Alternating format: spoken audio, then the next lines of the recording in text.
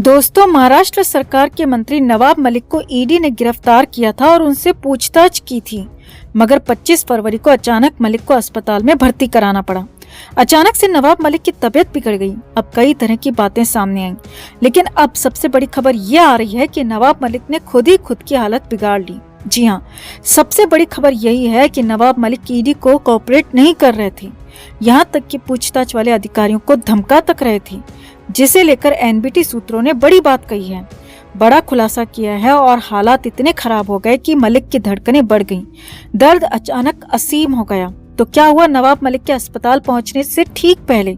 ED lockup की inside news क्या है नया और बड़ा खुलासा? आपको बताते हैं सब कुछ।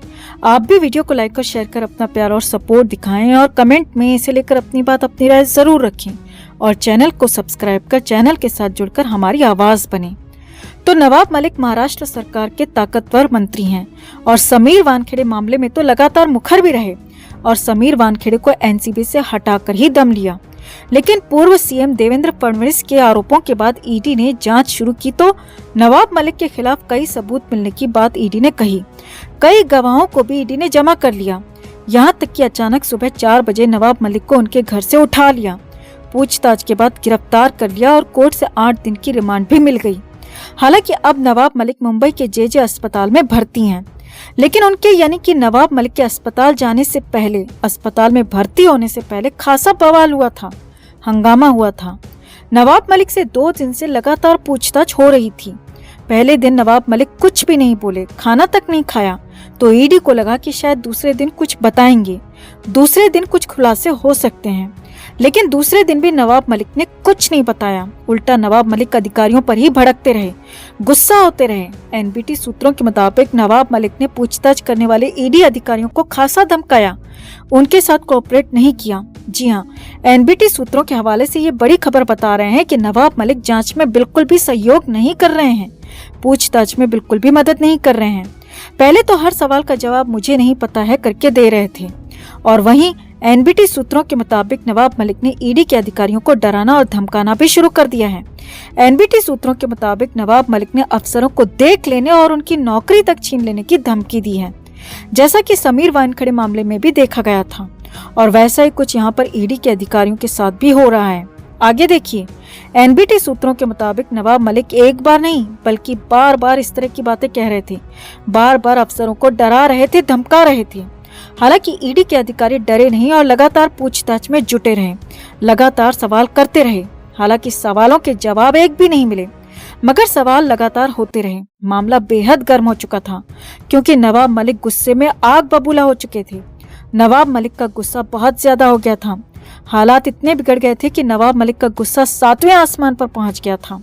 नवाब मलिक हर बार बार यही कह रहे थे कि तुम लोग किसी के इशारे पर ये कर रहे हो, तुम लोगों के पास कुछ भी नहीं है और मेरे साथ गलत हो रहा है।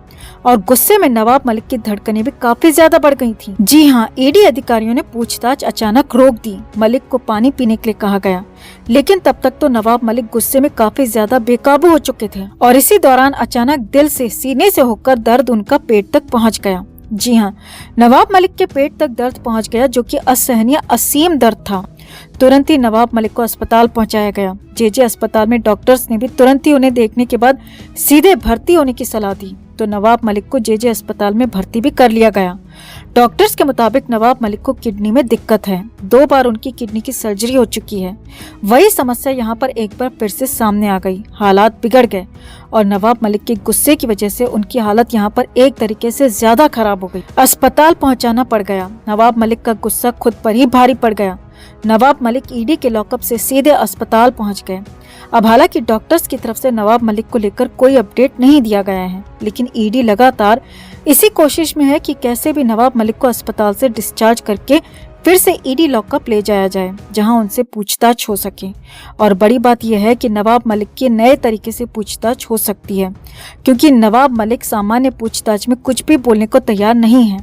हालात ये हैं कि उल्टा ईडी अधिकारियों पर ही भड़क रहे हैं, उन्हें गुस्सा दिखा रहे हैं और एनबीटी सूत्रों के मुताबिक ईडी अधिकारियों को डरा रहे हैं, धमका रहे हैं और यही बातें लगातार कह रहे हैं ईडी अधिकारियों को कि उनको बाद में वो देख लेंगे। हालांकि लगातार नवाब मलिक बार बार ये बात कह रहे हैं कि उनके साथ गलत हो रहा है, उन्होंने कुछ भी गलत नहीं किया है और बीजेपी के इशारों पर ये सारे काम हो रहे हैं। अब जो भी हो, लेकिन इतना साफ है कि नवाब मलिक की हालत बेहद ज्यादा खराब हो चुकी है, हर तरीके से खराब है। पहले वो कानून के शिकंजे में फंसे तो अब यहाँ पर पुरानी बीमारी ने फिर से बिस्तर पर पहुंचा दिया। अब जो भी हो, कानून अपना काम कर रहा है, कानून अपना काम आगे भी करेगा। लेकिन यहाँ पर हम तो इतना ही कहेंगे कि नवाब मलिक को पूछताछ में सहयोग जरूर करना चाहिए, क्योंकि अगर वो निर्दोष हैं, अगर उन्होंने कुछ नहीं किया तो भी उस जांच में सहयोग के बाद ही वो सब कुछ चीजें सामने आ सकती हैं। कोर्ट ही इस मामले पर फैसला देगा, जो कि सही है या गलत है वो कोर्ट ही तय करेगा और सबूत और गवाह सारे सब कुछ कोर्ट में ही तय किए जाएंगे। अब जैसे ही इस मामले पर कोई भी अपडेट मिलेगा आप तक हम जरूर पहुंचाएंगे। लेकिन फिलहाल नवाब मलिक की मुश्किलें कम होने के बजाय कई गुना ज्यादा बढ़ती हुई दिखाई दे रही हैं। तो आपका क्या मानना है दोस्तों? क्या वाकई नवाब मलिक के साथ गलत हो रहा है या फिर नवाब मलिक पूछताछ में सहयोग नहीं करके गलत कर रहे हैं? आप भी अपनी बात, अपनी राय कमेंट में जरूर रखें और वीडियो को लाइक और शेयर कर अपना प्यार और सपोर्ट भी जरूर दिखाएं। अब कोर्ट से ईडी ने रिमांड मांगी और कहा कि पूछताछ करनी जरूरी है, कई बड़े खुलासे होने जरूरी हैं और ये सब कुछ रिमांड में ही हो सकता है। तो फिर कोर्ट ने भी 8 दिन की रिमांड दे दी और मलाड स्थित ईडी के ऑफिस में नवाब मलिक को देर शाम लाया गया। इसी दफ्तर में आरोपियों के लिए लॉकअप भी बनाया गया है।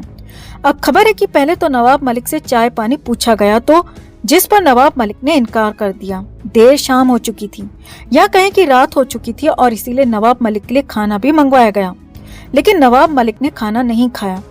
नवाब मलिक के लिए मुंबई में मशहूर बड़े मियाँ की बिरयानी मंगवाई गई। बड़े मियाँ की बिरयानी नवाब मलिक को परोसी भी गई, लेकिन नवाब मलिक ने खाने से साफ साफ इनकार कर दिया। जी हाँ, नवाब मलिक ने खाना नहीं खाया। अब इससे पहले नवाब मलिक ट्वीट करके कह चुके थे कि मैं झुकूंगा नहीं, और वैसा ही कुछ यहाँ दिख भी रहा था। नवाब मलिक ईडी के सामने झुकने को, कुछ भी मानने को तैयार नहीं थे। हालांकि नवाब मलिक ने खाना नहीं खाया और उनके साथ जबरदस्ती भी नहीं की गई और उन्हें खाना जबरदस्ती खाने को नहीं कहा गया। देर रात करीब 10 बजे के बाद नवाब मलिक को लॉकअप में भेजा गया। जी हाँ, खबर है कि नवाब मलिक को रात गुजारने के लिए लॉकअप में भेजा गया, जिसके लिए नवाब मलिक को फोल्डिंग बेड दिया गया, क्योंकि ईडी का लॉकअप पुलिस के लॉकअप की तरह नहीं होता। यहाँ पर हर रोज लोगों को नहीं लाया जाता, इसीलिए एक कमरे को ही अस्थायी लॉकअप यहाँ पर बनाया गया है और उसमें ही फोल्डिंग बेड लगाया गया और उसमें बिछाने के लिए कंबल दिया गया और ओढ़ने के लिए चादर दी गई, जिसमें सिर्फ एक पंखा लगाया गया था। जी हाँ, एसी में रहने वाले नवाब मलिक को यहाँ पर एसी या फिर ऐसी कोई सुविधा नहीं थी। सिर्फ एक पंखा कमरे में मौजूद था और उसी पंखे के सहारे गर्मी के बीच रात काटनी थी, क्योंकि मुंबई में इन दिनों काफी उमस भरा मौसम हो रहा है। नवाब मलिक को इसके अलावा कोई और वीवीआईपी ट्रीटमेंट नहीं दिया